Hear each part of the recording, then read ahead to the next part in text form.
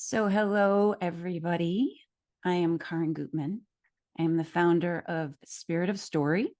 I'm a writing coach. I'm an editor.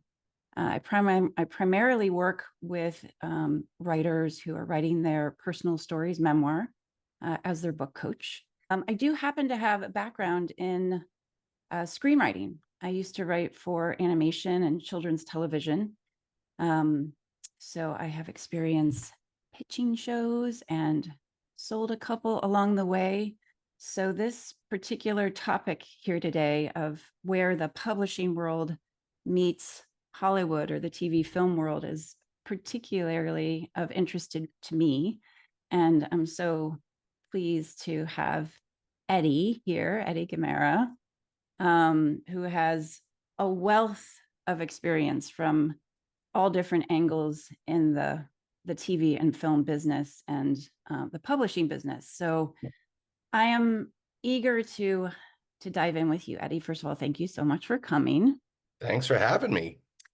We have a lot of ground to cover. I do want to just share, for those of you who don't know Eddie, I want to share a little bit about him so you can get a sense of his background. So he has been a studio executive, most recently at Paramount Global, the vice president of literary affairs.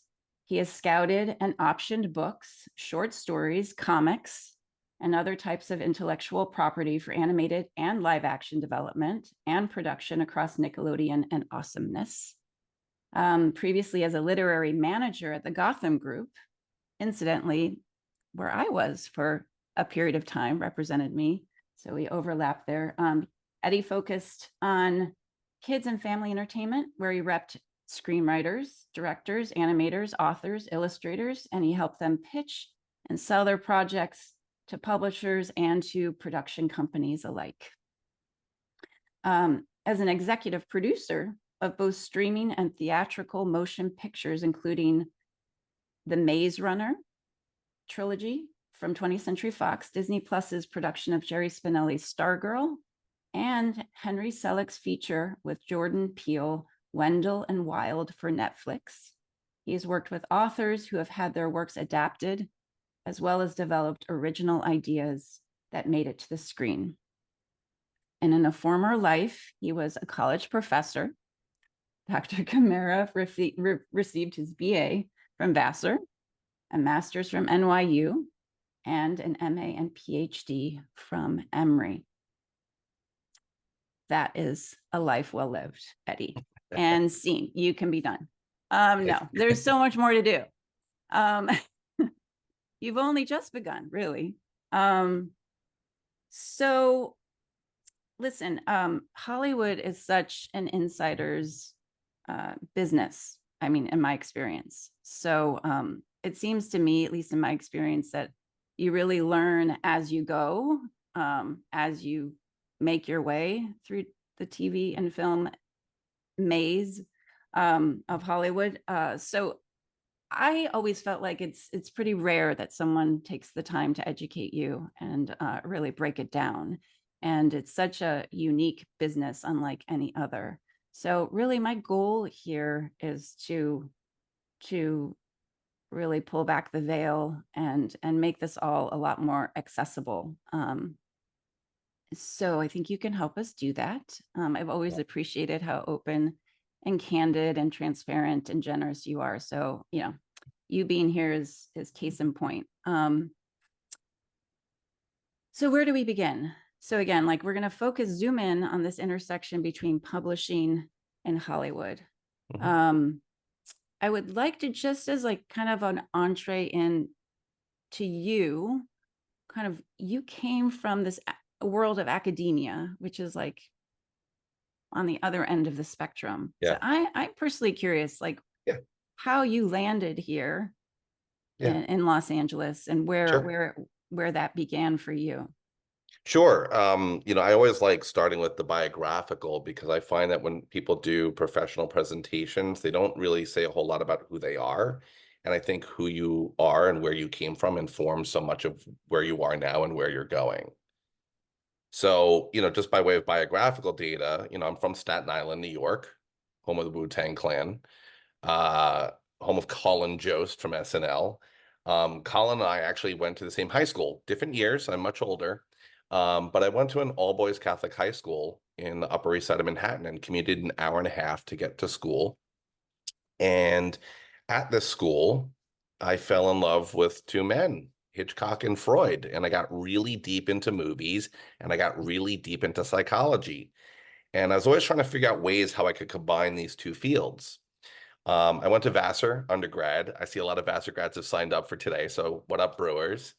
And I was a psychology major and a film minor, but I got my Freud fix through the film department, through the English department, through the philosophy department, not through the psychology department, because Freud was very sort of out of vogue at that point. Um, so after Vassar, I graduated in 94 and I went to New York City and I went to work at Nickelodeon. And my first job out of college was working as an assistant in the home video department back when Nickelodeon was making orange VHS cassettes Oh my gosh. for shows like the Rugrats. Mm-hmm. By night, I was getting my master's at NYU at Tisch School of the Arts in the Cinema Studies department.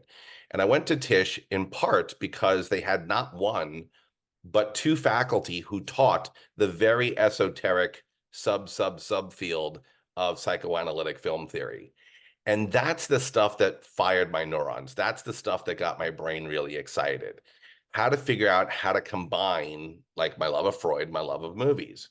Mm. But the other thing was working by day in the corporate headquarters of a global media company and seeing how the entertainment business doesn't know how to think critically about movies and TV in the same way that academics do, and that academics have no idea really how stuff gets made, I found to be such a massive schism between these two worlds. They're both involved in film, but they, to your point, Karin, approach it from such different perspectives. So I thought, well, how can I be a bridge between those two worlds, the academic and the professional?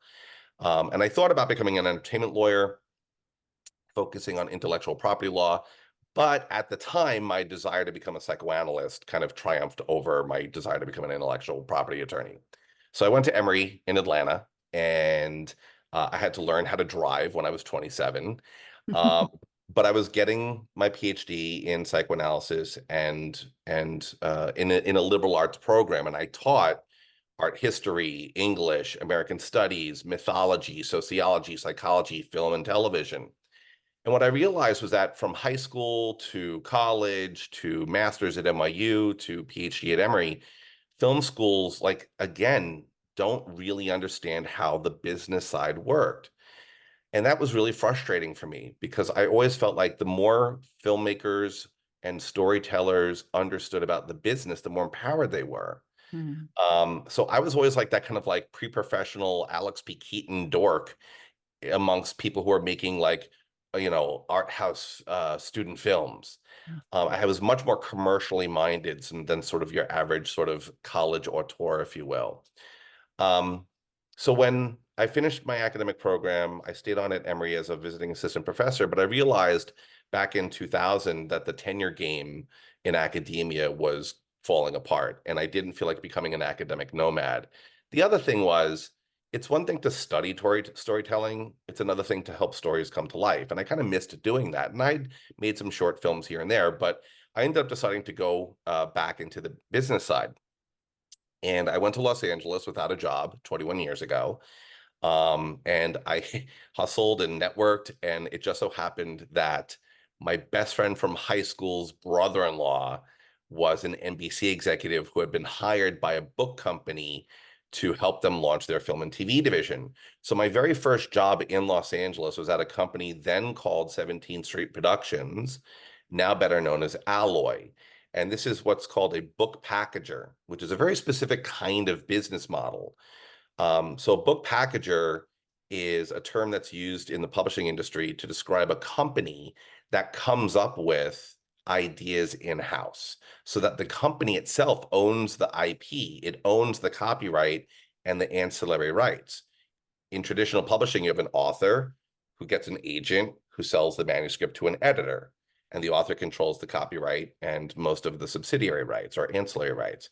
But with book packaging, they kind of flipped the model on its head. And I thought that was a really interesting business model. And it was also a perfect first job for someone with an interdisciplinary background because it did film, TV, and publishing. It was an Mhm. interdisciplinary kind of company. So I did that for about a year and learned a lot. And then I moved to a company called the Gotham Group, and I represented screenwriters and directors and animators and animation studios. But my boss back then said, "Well, you were a college professor. You like books. Go work in publishing." And so I represented Simon and Schuster and HarperCollins and Dark Horse Comics. And then over the 15 years of my tenure at Gotham, I ended up representing a number of other publishers: Scholastic, Chronicle Books, Source Books, little boutique publishers like Peachtree, $2 Radio, mid-sized companies like Soho Press, and I would sell their books to Hollywood. Most of the time, publishers don't control the film and TV rights to their books. The authors do. So I also spent a lot of time building our business working with Hmm. book agencies. So some book agencies I represented exclusively, meaning I represented all of their authors and illustrators. In other cases, I partnered with book agents on a title by title or author by author basis, Mhm. all with the goal of figuring out what's the media strategy, how can we sell that book into film and television. Hmm. And I worked across formats and I worked across demographics. So I worked with picture books, middle grade, young adult, adult, fiction, nonfiction. Um, my focus was typically in the kids and family space. So picture book, middle grade, YA.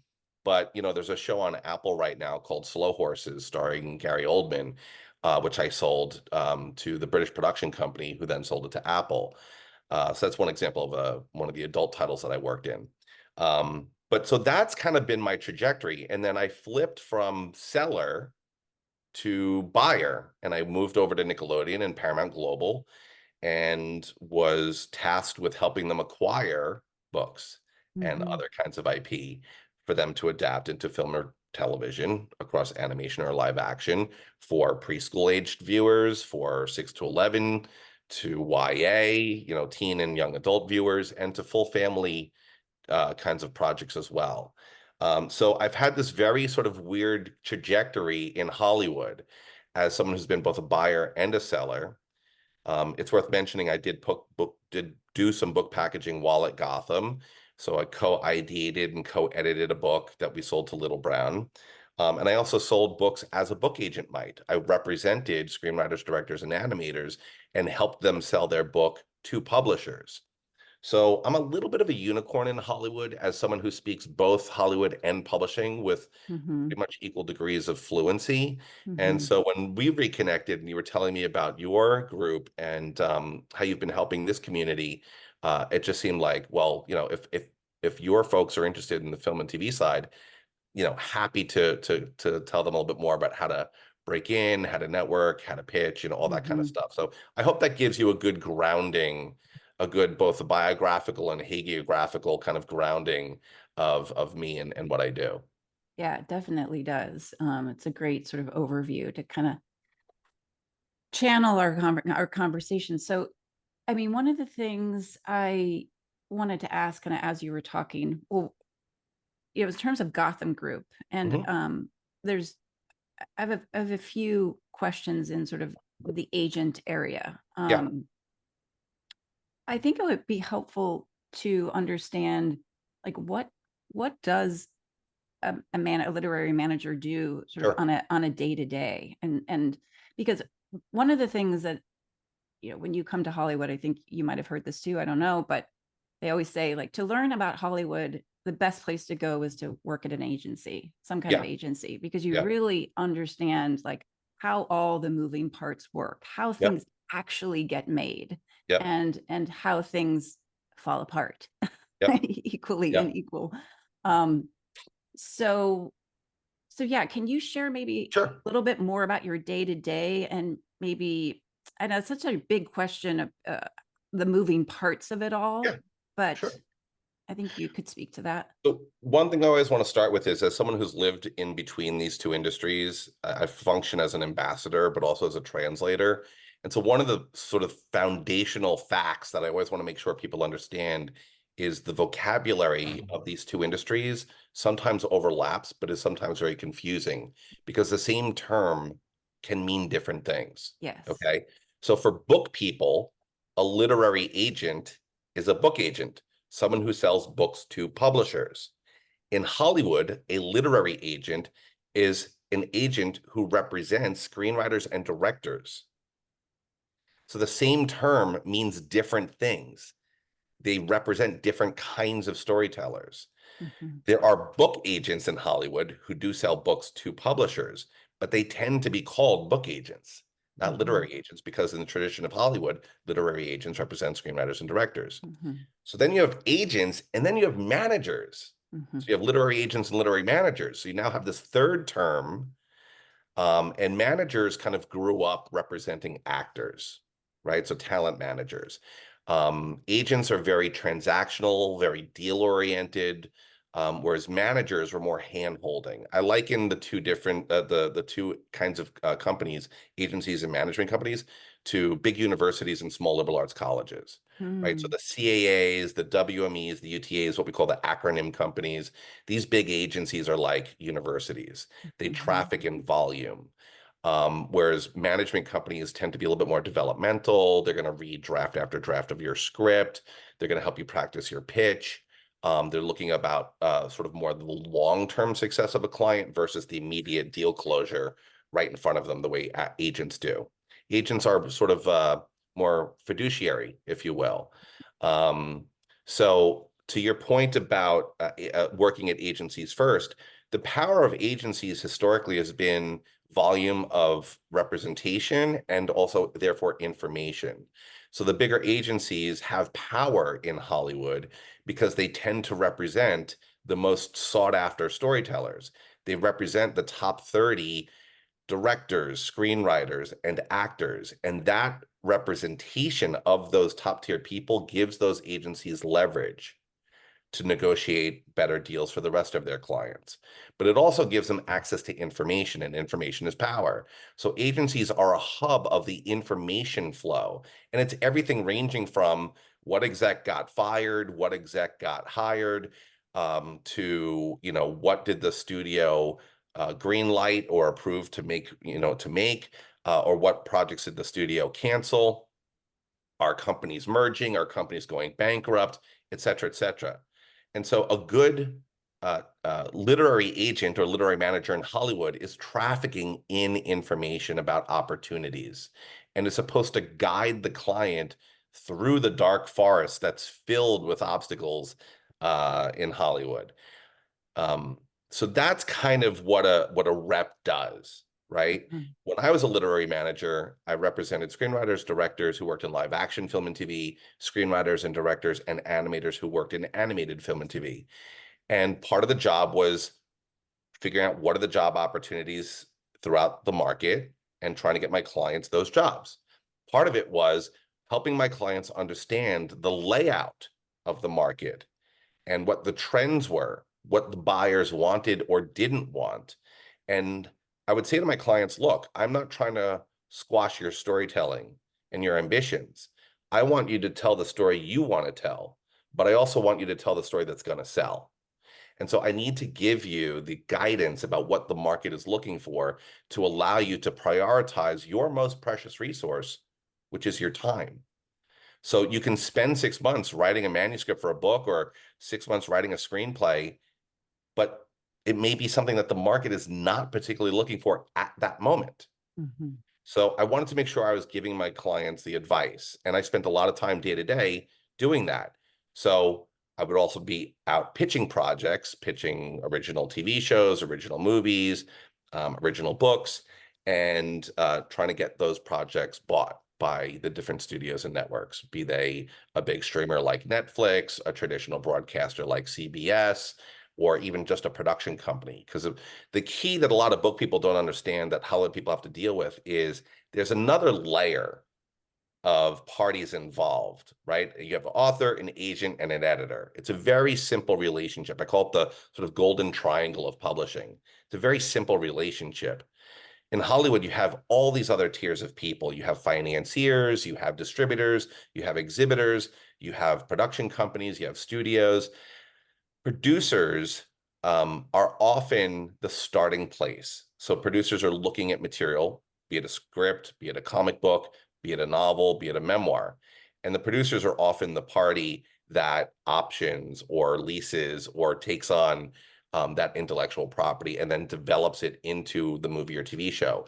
And for people who don't work in Hollywood, I often point out to the simple fact that it's the producer who wins the Best Picture Oscar when the Academy Awards are given out. The producer is the individual or the party that is responsible for making the thing happen. Mhm. So the day-to-day was helping my clients navigate all of this. Mhm. Does that make sense? I hope that is clear. Yes, I mean, it 100% does to me, and I'm hoping that our audience will chime in on in the chat if Yeah. we need clarification. So, so let's zoom in then on representing these book companies and these book authors inside of, you know, this world of Gotham, Sure. at least to start, and then we'll move to Paramount. But what okay, so one, what would catch your interest? Because like you represent the whole of our HarperCollins, you Right. represent the whole of Scholastic Right. or whatever, these companies, you know, not to mention sort of like the one-off book here or there that catches your interest. Like, where do you even begin with like the amount of IP that's sort of at your disposal? Sure. Yeah, I mean, at one point I did a rough count and I personally represented over 2,500 titles. Wow. So how do I prioritize that? A large part of my day was also spent talking with the buyers. So talking to executives at the streaming companies like Netflix, talking to executives at movie studios like Paramount, talking to executives at, you know, TV networks, talking to the producers and their development executives. What are they finding is working in the marketplace? And I would aggregate that data along with my coworkers, and we would all talk about it in staff meetings, and we would identify what those trends are, both what the industry wanted, but also what it didn't want. Mm-hmm. So, for example, one of the most durable genres, meaning one of the genres that most people always want, are action adventure or thriller. One of the genres that studios and networks have historically avoided are period pieces or big historical epics. Now, you can find plenty of counterexamples, right? Master and Commander and Outlander, you know, these kinds of things always get made. But in general, right, the larger percentage of needs and wants was going to be for more propulsive narrative that had simpler plots. And I often use the example, you may all remember that movie Taken, right? Liam Neeson, Mm-hmm. you know, I'm a man with a specific set of skills, right? What's the plot of that movie? I want my daughter back. That's it, right? It's what we call in Hollywood like a high concept idea. Jaws. It's a killer shark terrorizing a beach community. I get the story in literally 5 seconds. Mm-hmm. The more you have to explain the convoluted relationships and settings, the more low concept something becomes, and the harder it is to pitch. Publishing is a business built on an editor's recognition of the uniqueness of a voice, as well as the need of that story to be circulating within a marketplace at a certain time. Hollywood is sort of the exact opposite. Hollywood is a business of speculation, of development, of what if, not what is. Mm-hmm. Editors have a manuscript. They know the beginning, middle, and end. They know the writer can execute a story. They know what is. Hollywood is very idea driven. It's title driven. When I was a rep, I got a call one day from a producer saying, "Hey, I found out that you represent an author who tweeted something, and I love this idea in the tweet, and I want to option the tweet." Wow. We closed the deal. There was one time when I got a call from DreamWorks Amazing. Animation's lawyers and said, hey, one of our executives found a book at a book fair that you represent. We want to option it. I had never heard of the book. I didn't know I represented it. So I called the book agent and he said, oh, the author hasn't written that book. I literally just mentioned the title Oh, wow. at a cocktail party at a book fair.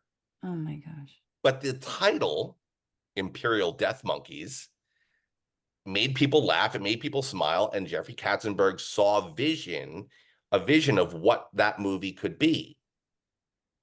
So a title is extraordinarily meaningful in Hollywood because it conveys a concept. And again, we're our developmental business.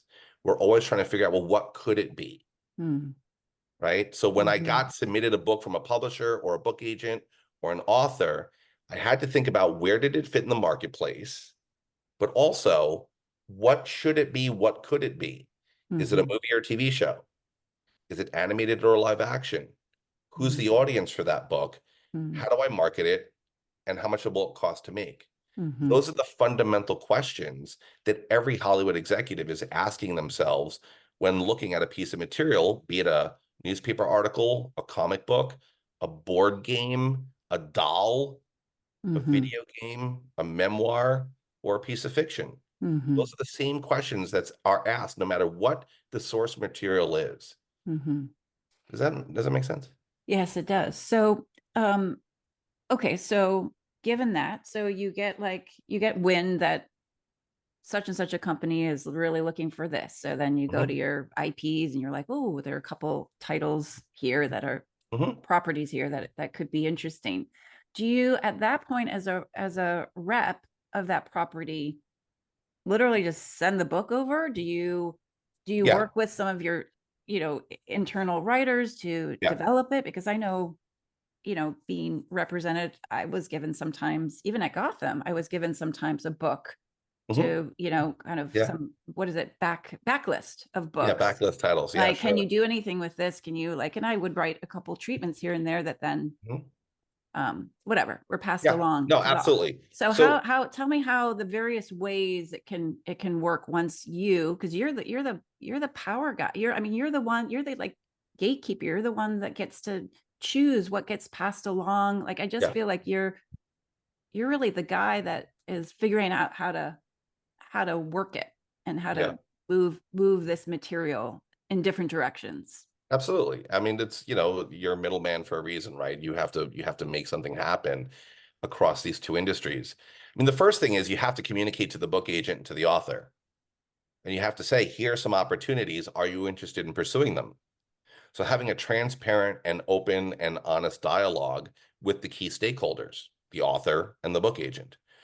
And educating them about what the opportunities are that lie ahead. And if they're interested in pursuing those opportunities, then I would present them with a strategy, with a plan, and then we would sort of go to market. Now, how do you go to market? Sometimes you take the book or the article and you just share that. It's called going out clean. Like you have no attachments, there's no other elements. It's literally just the IP by itself. Mhm. And There's how do you know that that's all you need? sometimes because the title, it's in the title. Sometimes because the author's super hot.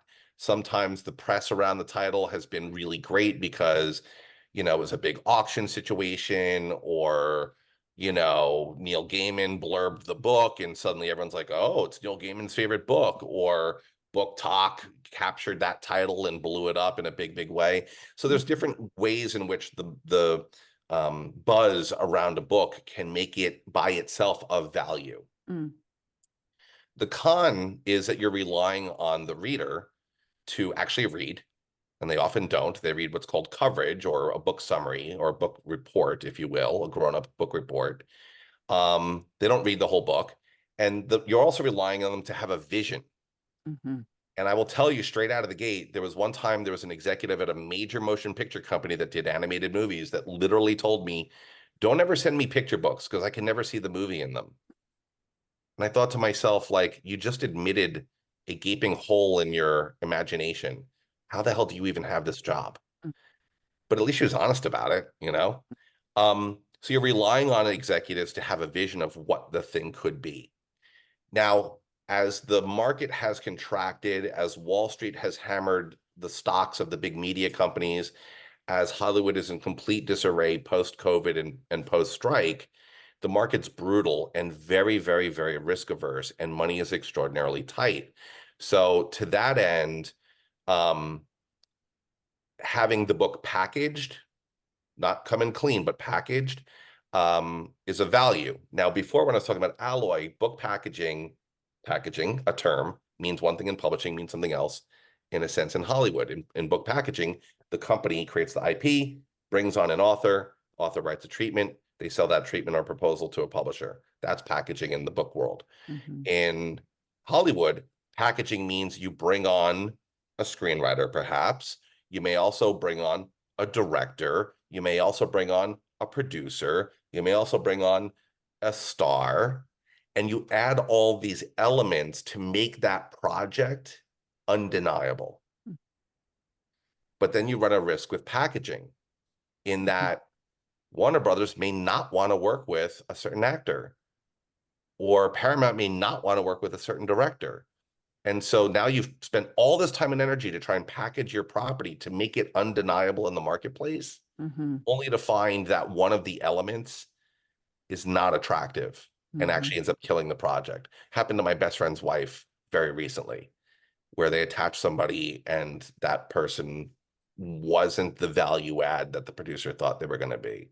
Mhm. So you run a risk with packaging, but you know, a good rep is going to kind of help figure out what is the most efficient, economical, and profitable way to get your project out to the market.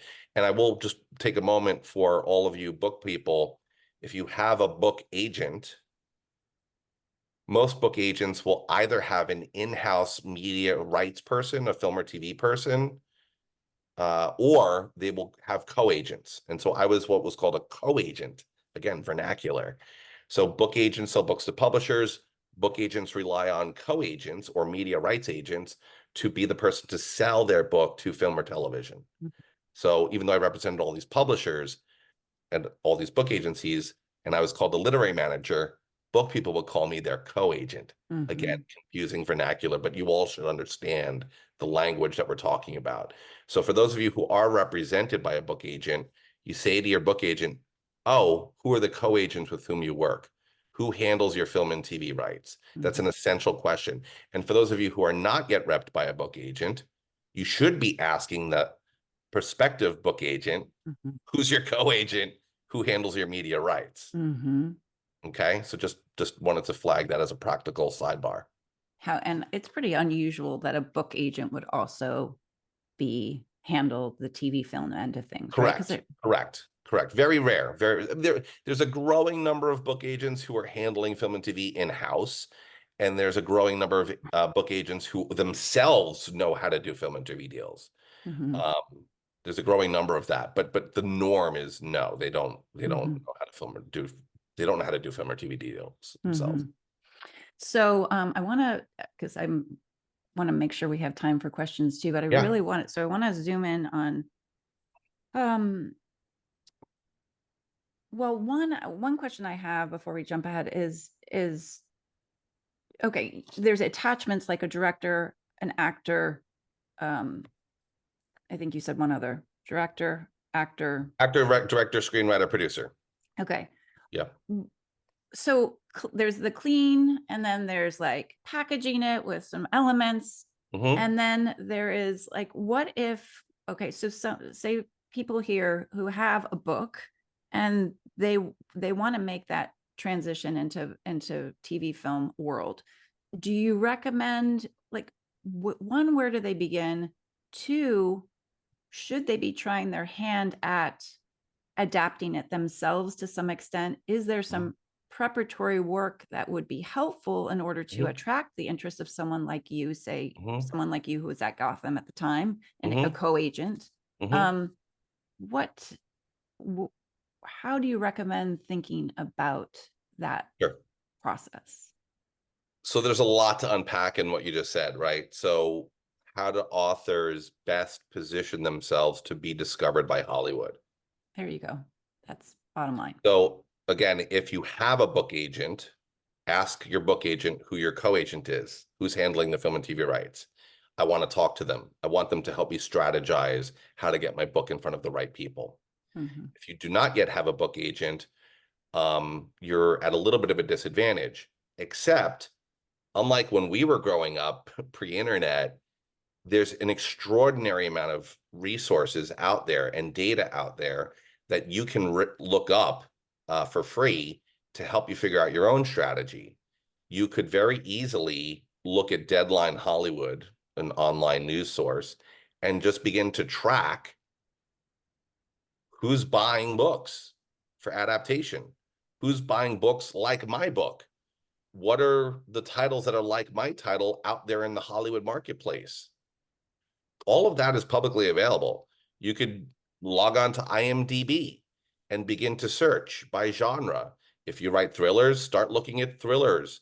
If you work on romantasy, start researching romantasy.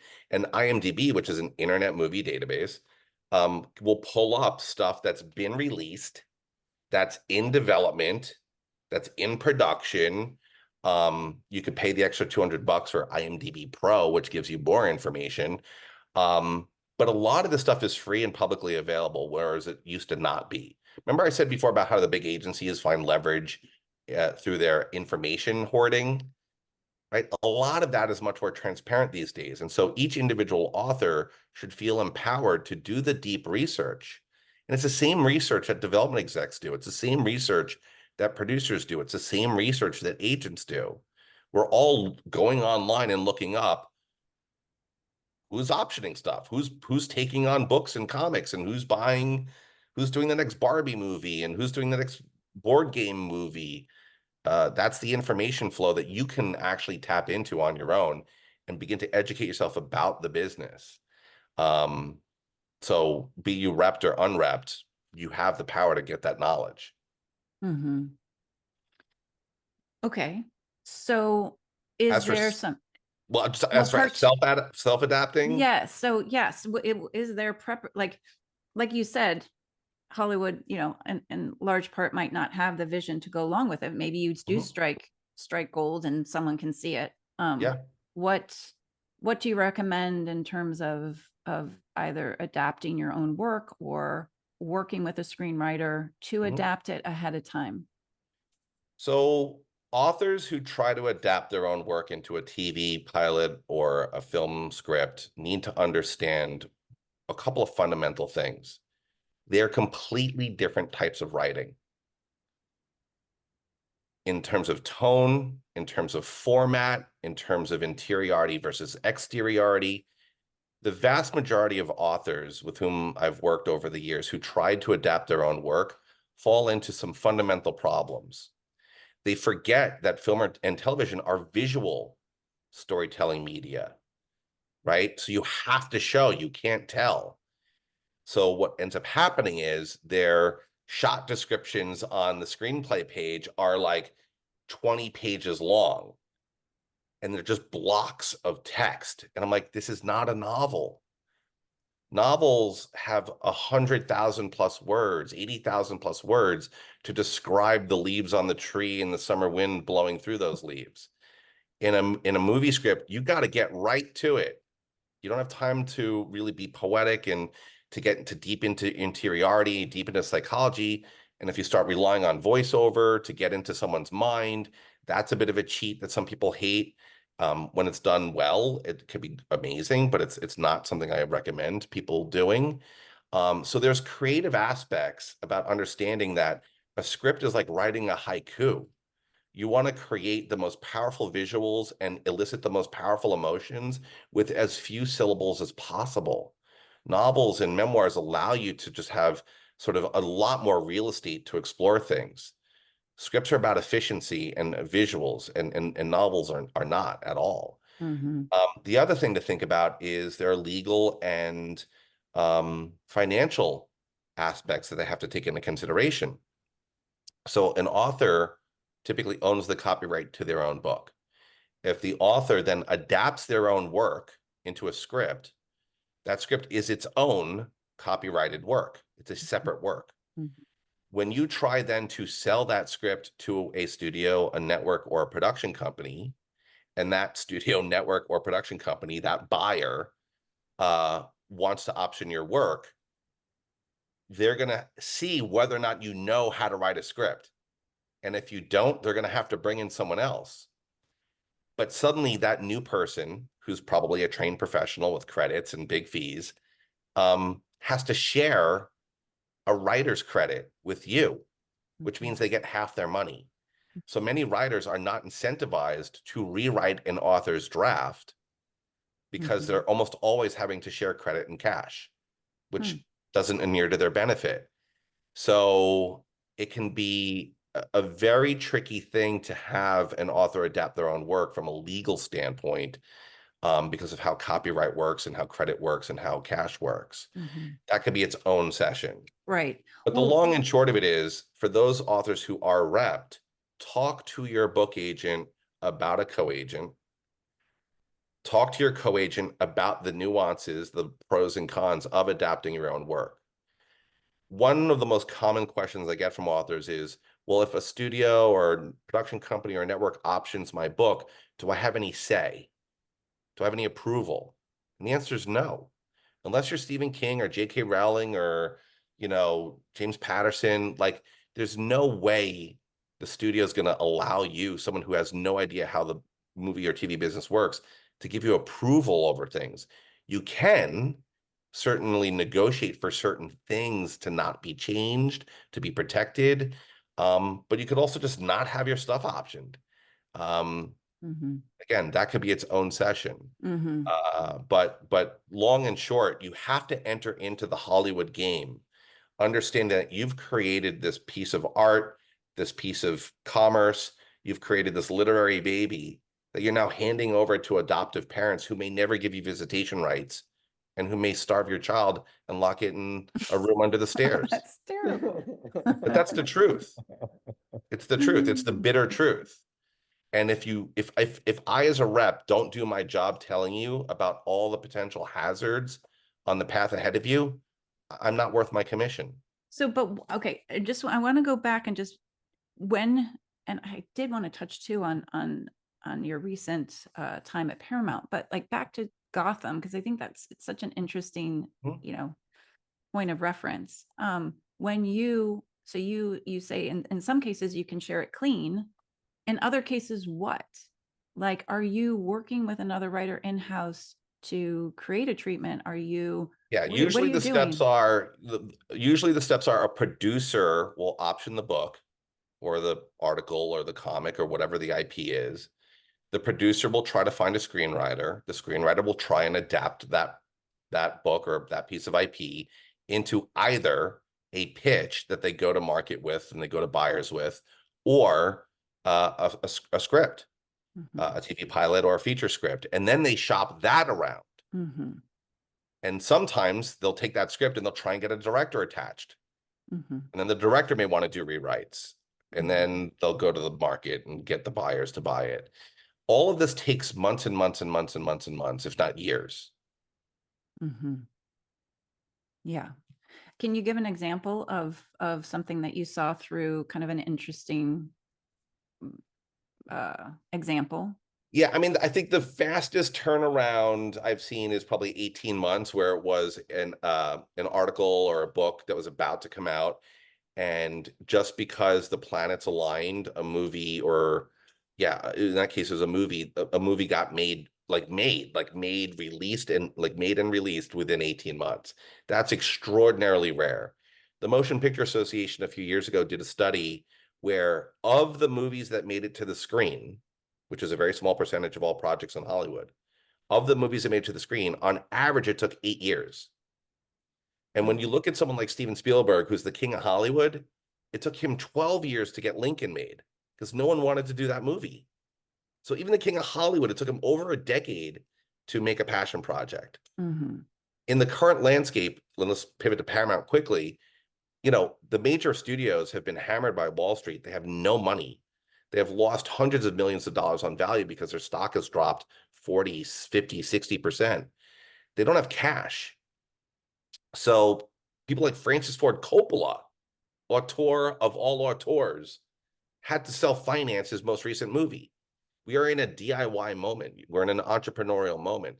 And so the advice I give to screenwriters, to directors, to authors and illustrators is become your own producer and surround yourself with people who are sharing in your creative vision, who have the skill sets that you don't have, and go and make something. Paramount, at least Nickelodeon, is pivoting that they're not releasing their shows on cable and they're not releasing their shows on streaming. They're going to be releasing some of their animated shows on YouTube. They've already started Wow. doing that. Mm, And so why do I need Nickelodeon mm, to launch a show on YouTube when I could probably do it mhm, myself with some friends? mhm. Wow, it's pretty interesting. Um, can you just take us through either the Maze Runner or Stargirl? Can you kind of Yeah, track sure. track So track so something? Stargirl was 20 years. My best friend at Vassar is this guy named Damon Ross, and he actually worked at Nickelodeon Movies when we graduated college. He read the manuscript, he optioned the book. He spent 12 years trying to get that book adapted. He had 3 different sets of screenwriters, he had 2 different sets of directors working on this project, and for a number of reasons, not the least of which was executive leadership at his company kept changing, so you have to repitch it every 2 years. Ultimately, the company let it go. It just so happened I ended up representing Jerry. I tried selling the book, but no one wanted it because it had all these costs of 12 years of development, all the costs of all the scripts held against the project. So for a movie that only should cost about $10 million, there were $2 million of costs weighed on that project, preventing it from being bought again. My boss, my old company, we were also producers. She said, let us produce this. We're going to get this done. And God bless her, she doesn't take no for an answer. She kept pitching and she kept pitching and she kept pitching until finally, when streamers were coming around, and Disney Plus was a new streamer on the market, they were looking for books that were sort of in that clean teen kind of marketplace that were sort of semi well known. And Jerry's book is iconic. And so we sold it to Disney Plus and made it there. But it took 20 years to make that little movie. Hmm. Special movie at that, but Special yeah, movie, yeah. So special Disney took it off the platform, but I can't believe that. yeah, It's amazing yeah, that it's not streaming right now. yeah. So okay, a couple quick questions before we I look to the chat here. So TV versus film. How do you Yep. know which way to go? Plot versus character. Mm, Movies are a clean 3-act structure, beginning, middle, and end. You're probably taking us into a big world we've never seen before. Movies are big. They're big screen. They're big ideas, big landscapes, big world building, big characters. You have art house movies, of course, that are very character driven and very small and very intimate, but usually big emotion, right? mm, TV tends to be driven by either procedurals. So what's the issue of the episode? This is why doctor shows, lawyer shows, and cop shows tend to be the most perennially produced TV shows. Yes, they all have great characters, but it's the ability to spend more time with a character to get to know them on a more nuanced level and to get to see them relate to other people over the course of time. TV treasures secrets and reveals and betrayals and mm, TV gives you bandwidth, it gives you space, it gives you air to allow us deeper into the characters' lives. mhm. Makes sense. Okay. That's an easy kind of quick Hmm. thumbnail rule about film versus TV. And I know there was a question about how do you think about, like, if you're writing a novel, Mhm. how do you think about, sort of the potential TV adaptation? How do you write a Mhm. novel through the lens of potentially wanting to get that adapted Sure. or shared in other Um, mediums? so that's market research, Mm, right? So you have to think about if you're an author, you want to write what's going to get sold into the publishing market. So you have to think about what's the market looking for at that moment versus what the trends are going to be next year and the year after. And if you subscribe to Publishers Weekly and if you subscribe to Publishers Marketplace, you can see those deal announcements and you can see articles about what those trends are. With film and TV, same thing. you go into Deadline Hollywood or Hollywood Reporter or Variety, and you start reading and researching what's being bought, what's being sold, what are the release dates of certain movies and TV shows, and you begin to develop an understanding as a storyteller of what genres, what demographics are the most meaningful in each of those industries. Mm-hmm. And then you do what I do. You have one circle for publishing, one circle for media, and you create a Venn diagram. What are the things that live within both of those industries, trends, and needs? Do you think I'm going to take this question a little bit of a different angle, which is, can you just separate from the marketplace, which I know is king in your world, of course, Mhm. but can you think, how do you write a novel Mhm. through the, like, um, is it making it, I'm just talking about purely the way you write. Like, Yeah, the way you write. is it like So more visual? Is it more yes, thought yes, driven? absolutely. So if you look at the author of Hunger Games, Suzanne Collins, she started in children's television, writing 11-minute episodes. And when you look at her book, her chapters are short and propulsive, and every chapter is a cliffhanger, Mm, and it's very visual. Read Dan Brown. Dan Brown's chapters are short and mm, propulsive. Every mm, chapter ends in a cliffhanger, and it's very visual. They mm-hmm, also have great castable lead roles. They have mm-hmm, great central characters with real arcs, mm-hmm, and special skills, right? Like Liam Neeson in Taken. Um, so you want to think about that. Now, look, very literary stuff. Like I'm reading The Hours right now because I'm going to go see the mm. opera version of it at the Michael, Met Michael in New Cunningham. York. I mean, that book is hyper literary, hyper interior. It won the Pulitzer, but it had three great roles. And in the hands of Mm-hmm, the right screenwriter and the right producer, it made for a gorgeous movie mm, where actresses were fighting to play those roles. mm-hmm, So even the most high literary upmarket stuff can be adapted, but it's almost always going to be more of an art house movie that's driven by a director with a vision or a castable star who is passionate about that role. mm-hmm. Makes sense. Yeah. Okay. Okay. And I'm by the gonna way, pull. if I know you want to end at 11, but I'm happy to stick around for an extra few minutes if you want to go Great. past 11. Great, great, great. I mean, let's just see what we do have a few questions here in the chat, Yeah. which I'm going to draw on right now. So, Marie, could you talk about the trends of stories or topics you have seen in the past that have gotten sold? Some surprising or obvious, past and present. What are some IPs that the market is starving for, and what do you predict for the future? Mhm. Oh, Marie. Small question. Trends. In the in live action film world, um, scale, big scope, big scale, big worlds, um, big effects, big emotion, whatever feels big screen worthy. It has to almost always have a star, which means you need a very great central role, but you also probably need a good ensemble, a good, a set of secondary and tertiary characters, to kind of fill that out. Now that's true of film and TV. With animation, it's very much about world. Like I've never been to the Galapagos, I've never been to ancient Egypt, I've never been to the Ming Dynasty of China. Like animation is about world building in the feature space, but it's also about visuals, right? So like Into the Spider-Verse and the new Teenage Mutant Ninja Turtles movie, just as much as the Marvel movies and Dune, are taking advantage of visual effects to allow us into a world in a moment that gives us a sense of awe and wonderment and has a wow factor. Going to the movies is expensive. TV, again, it's procedurals, it's thrillers, it's anything that's going to keep your audience engaged episode after episode, for sure. Trends also include like this reliance on IP. When you have things like The Last of Us being based on a video game, or Walking Dead based on indie comics, they're both very, very similar zombie shows. I mean, there's identical scenes in both of those shows, but the audience who loves zombies loves that stuff. And we know the audience is there because those games and comics sell really well. So the studios, which are risk adverse, are going to rely on known IP to help continue to bring in and keep viewers. The other trend is every actor and screenwriter and director realizes they also have to be producers.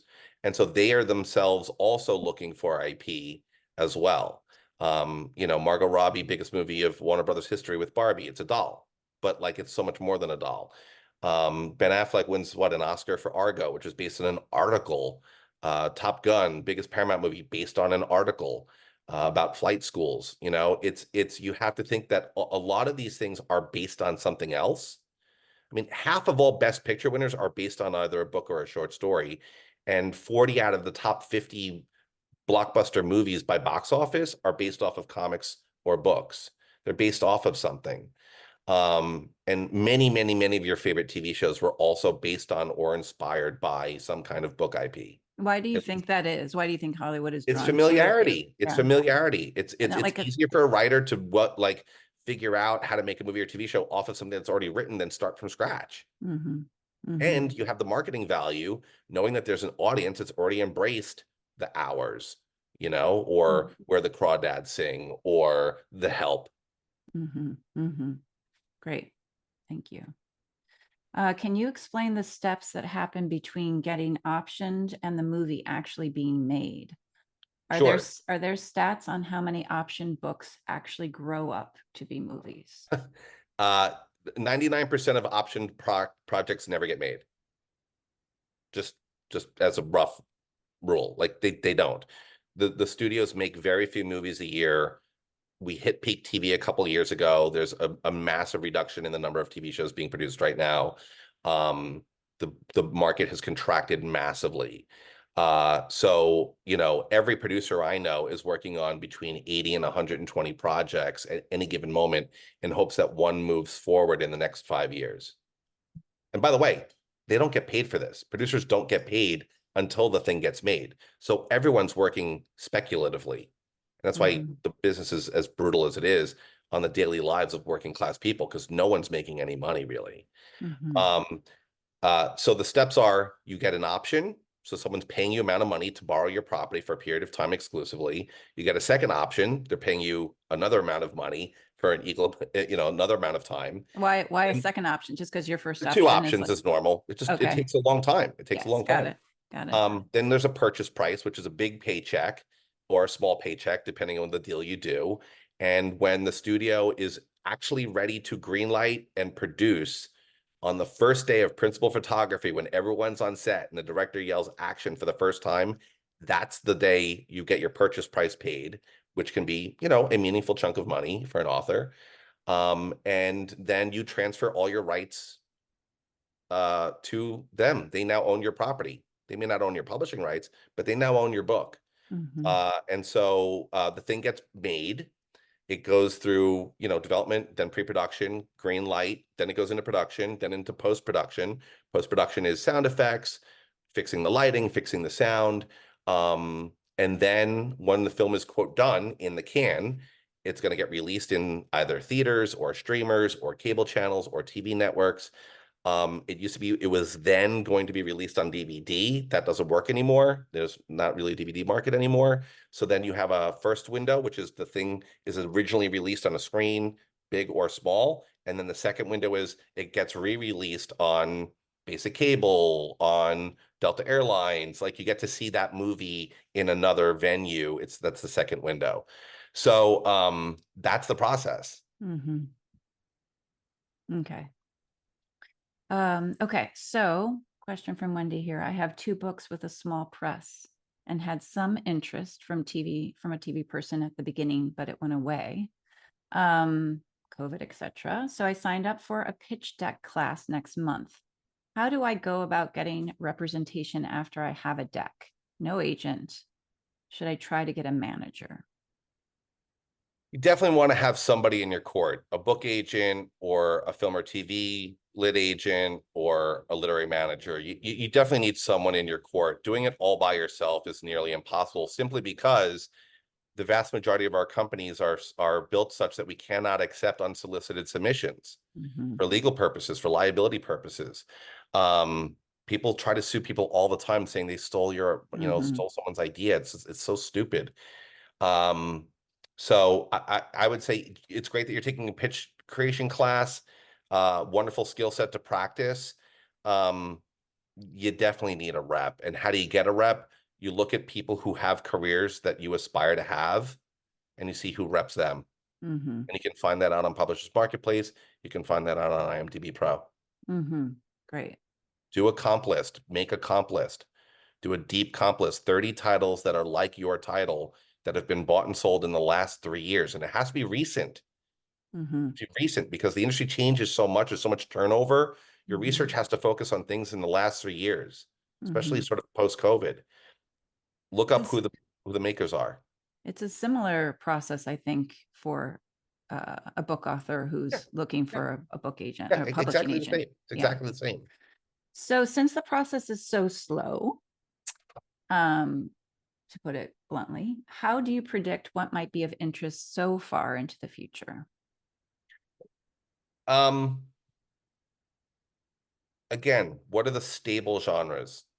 When you look at all the best picture winners, when you look at all the biggest box office movies, when you look at all the bestsellers, there are trends over time. These industries have been around for decades and decades and decades. Hollywood has been around for over 100 years.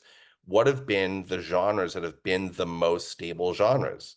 Mm-hmm. Mm-hmm. Things with intrigue, things Mm-hmm. with world building, things that have a great castable role. Mm-hmm. Yeah. Okay.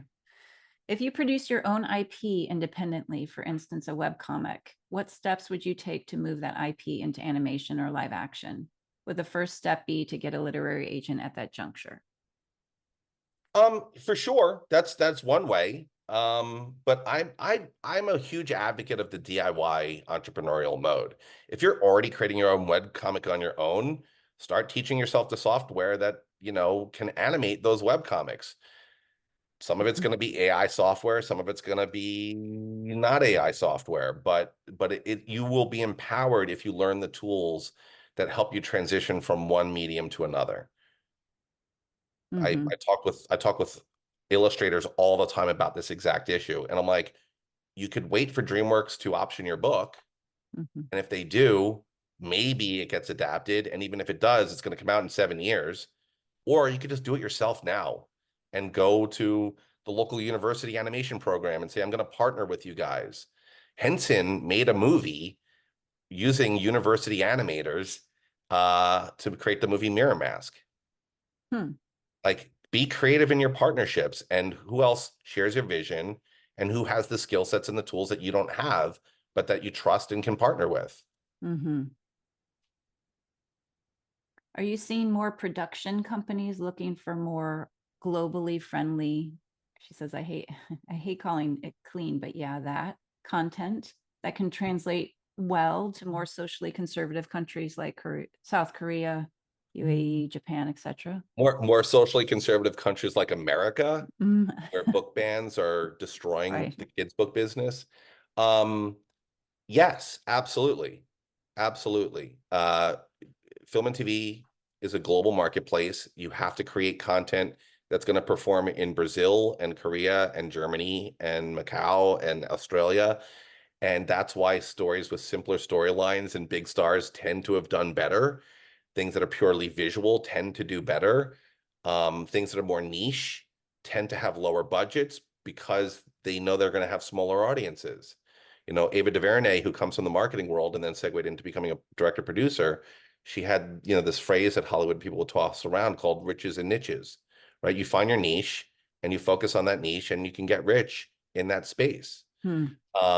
But at the end of the day, uh, both publishing and film and TV is pulling away from the DEI movements, the diversity, equity, and inclusion movements because of economics. And it's heartbreaking. But, you know, uh, uh, when you just look at pure numbers, these things aren't necessarily performing in the way that people had hoped. Yes, again, one can point to Black Panther or, exceptions to the rule, but the norm is these Mm-hmm. things don't tend to make enough money to justify their budgets. Mm-hmm. Mm-hmm. So yes, you want to have something that can play globally conservatively, unfortunately. And I'm not talking about faith-based stuff. I'm talking about just like simple, clean storytelling. Mm-hmm. Mm-hmm. Do you see the TV film industry settling in the next 5 to 10 years to something resembling the past state of affairs, or do you think that way past that point? I mean, Curious for your opinion. yesterday there was an announcement that Disney Plus and Hulu were bundling with HBO Max. And anyone who's ever studied or been in the entertainment industry is like, oh, it's called the cable business. Cable bundling was the business. So everything old is new again. Like there's not that much creativity in our business because the factors that we have to deal with, how to get product in front of viewers, haven't really changed. New technologies come around, the internet comes around, things get distributed digitally through the internet, streamers come around, bundle those film and TV, and then those streamers get bundled themselves. Like that's not none of that is new. The corporate sponsorship of film and TV, like I grew up watching reruns of like the Kraft Playhouse, and Kraft sponsored, the radio dramas that were becoming early TV shows. Like corporate sponsorship still happens in movies and TV shows all the time. Why do you think Liz Lemon had a MacBook on 30 Rock? Hmm. Mm-hmm. Like there's not that much new. It's kind of the same bullshit again and again and again. Mm-hmm. Mm-hmm. Okay. Okay. All right. Last question here. I see celebrities and companies setting up production companies all the time and read articles of them optioning books, articles, etc. Can you share how the celebrity production company model actually works and what the future of this corner of the industry might be? How do those companies sustain themselves? So every celebrity worth their salt knows that their looks fade and that the roles change. And so in order to diversify their success, as any financial planner would tell you, got to diversify your portfolio. They become producers because that way they own and control more IP, be it scripts or book options or whatever, and they're more in control of their destiny. So the proliferation of celebrity-driven production companies is very meaningful. You're seeing more celebrity-driven book imprints, for example, as well, because they want to have different kinds of careers. So that's going to continue to grow. I'm an advocate of the DIY entrepreneurial solo entrepreneur kind of model. And I would tell my own clients when I was a rep, you are the CEO of a company of one. And you have to surround yourself with people that you know and trust who are going to give you the market intelligence and guidance to navigate the business in a way that you can't. But if you think you're just an author or just a screenwriter or just an animator, you're going to not succeed. Mm-hmm. Because you're always going to be relying on other people. You Mm-hmm. got to have that entrepreneurial hustle if you're going to survive and thrive. And so these celebrity-driven production companies are an example of that. Mm-hmm. So I'm going to see more people in publishing raising money on Kickstarter. You've already seen that in the comic book space on Kickstarter. Kickstarter is the third largest source of money for comic book artists and illustrators. And you're seeing big authors, Cassandra Clare, Brandon Saunders, raising millions of dollars on Kickstarter so that the authors can control their own destiny and not wait and rely on Simon & Schuster and HarperCollins. Mm-hmm. Mm-hmm. So you're seeing it in both industries. Mm-hmm. So, okay, I want to end on like a kind of like a positive spin on this because I know where, first of all, kind of like I'm interested in for you to share what you're doing now in terms of helping Sure. guide some of this and guide people because you're in some ways it's sort of like, oh, why are we doing any of this? Because it takes so long and Mhm. nothing changes and there's no creativity. Like there's a lot of sort of like, kind of maybe sort of negative points that you can focus on. Yep. And Yep. yet things do get made. You are now in a position to maybe guide some people in terms Yep. of navigating this. And what is like like I guess maybe building on this DIY, um, DIY. What what are you hoping to create now moving forward and kind I'm of I'm harness I the industry in what kind of way that's positive and Yeah, absolutely. Um, I was an outsider to Hollywood. I was an outsider to publishing in certain ways. And I want to be the Virgil to the Dante. I want to be the tour guide for storytellers to help them navigate their way through these terrains. So I'm in the process of setting up a consulting business. I already have a couple clients, two individuals and one book agency, and I'm helping them figure out their media strategy. Um, helping authors navigate film and television on a hyper individualized level. So on the one hand, it's like one part life coach, one part agent, one part um, tour guide, right? And so helping individuals in the publishing community figure out Hollywood. Similarly, helping Hollywood people figure out how to break into publishing. There are storytellers who are tired of never seeing their work get produced. And I would advocate to them constantly, take your script, make it a graphic novel manuscript, and let's sell it to a comic book publisher. Take your screenplay, or let's take your TV Bible, turn it into a book proposal, start writing some sample chapters, and let's see if we can sell it to a publisher. Now, full disclosure, I am not an agent and I am not a manager. I am a consultant, but I can help you get farther faster. Mm-hmm. Great. And why should we keep moving forward in this arena and getting our stories out there? Well, given the business, the sort of realities of this business. The linchpin to your question is why should? There is no should. Hmm. There's no reason you should. There are reasons why you might wanna, or why you could do it. And part of those will be creative goals. I'm a novelist. I want to learn another format. I want to learn screenwriting. Or I'm a screenwriter and I want to learn another format. I want to learn how to be a novelist. That's a creative goal as well as a commercial goal, but it starts with a creative impulse, a creative motivation, right? Part of it's business. I'm sitting on an asset that's collecting dust as a backlist title. I think I can make money off of it if I flipped that property into this other industry. I mean, intellectual property and real property are very similar. Real estate and intellectual property are very similar. People flip properties, right? Like that's part of the business. How do you take something that has a skeleton and give it a new skin and then sell it in this other business? So part of it's commercial, financial goals. Part of it's just for fun. Like you're a storyteller and you just want to play and you want to get together, and being an author and a screenwriter can be very, very lonely, but you just want to play together and you want to bring folks that you love into a sandbox and get some toys, and you just want to build something. And that can be super fun. So there's a lot of different motivations, but there's no should. This has been incredibly enlightening. And I think there's a resounding thank you to you, Eddie, in the chat here. So really appreciate all of it. And I feel like there's lots more to talk about. So maybe we do more of these. I don't know, but thank you so much. Of course. And if people want to reach out individually, you can find me on LinkedIn. My email for this group, please don't blast it out there, is eddiegamarra@gmail.com. It's literally just my name, eddiegamarra@gmail.com. And feel free to reach out. I'm happy to talk to you all about individual consulting. But, Karin, I got to tip my hat to you as someone who's, you've fostered this community. And without people like you, these insider industries would remain myopic, and you're helping people learn and grow. And what that means is you're transforming these industries from the inside out. So I tip my hat to you. Oh, thank you so much. Well, I'm passionate about storytelling and getting our stories out there, and there's so many ways to do it, right? So this is one way. All right, Eddie, here we go.